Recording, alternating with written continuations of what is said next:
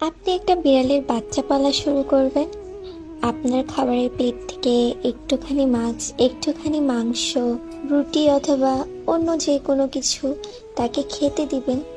সে কিন্তু অনেক মজা করে খাবে। আপনি ঘুমাতে গেলে আপনার পিছন পিছন গিয়ে আপনার গা ঘেঁষে শুয়ে পড়বে। বসে থাকলে কোলে এসে বসবে। আপনি আদর দিবেন। সপ্তাহে একদিন তাকে খুব আদর করে শ্যাম্পু দিয়ে গোসল করাবেন। তারপর আপনি তার একটা সুন্দর নাম রাখবেন। নাম ধরে ডাকলে সে দৌড়ে চলে আসবে। আপনি তার সাথে ছবি তুলবেন, স্টোরি দিবেন।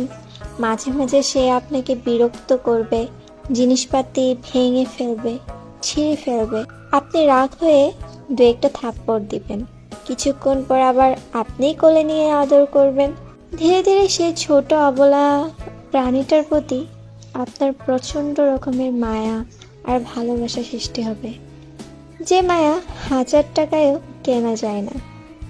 একটা সময় একটু খোঁচাখুচি বা আদর না দিলে আপনার ভালো লাগবে না। শুধু এই বাচ্চাটার সাথে অনেকটা সময় পার করে দিবেন।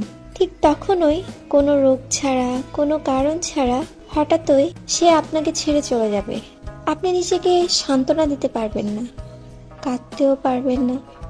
একটা চাপা যন্ত্রণা অনুভব করবেন শুধু। কেউ হয়তো বলবে, আরে ছোট্ট একটা বিড়ালই তো ছিল। তাদের কথা আপনি মেনে নেন যে সে ছোট্ট একটা সামান্য বিড়াল, কিন্তু ওই ছোট্ট সামান্য বিড়ালটার প্রতি আপনার স্মৃতিমাখা পাহাড় সমান দীর্ঘদিনের মায়া আপনাকে যন্ত্রণা দিয়ে যাবে। আপনাকে যন্ত্রণা দিয়ে যাবে বহুদিন, বহু সময়। একটা সময় ভুলে গেলেও হঠাৎ মনে পড়লে বুকটা ছেদ করে উঠবে। ওর ছবি দেখলে চোখে পানি এসে যাবে। আমি শেয়ার করে এটা বলতে পারি, সেই ছোট্ট পিচ্চি বিড়ালটার মতো মায়া আর কোনো বিড়ালের প্রতি আপনি আনতে পারবেন না। যতই বলেন সামান্য ছোট, একটা বিড়ালই তো মাত্র। মায়া মানুষের মনে বসে যায়, একদম মনের অটল গভীরে।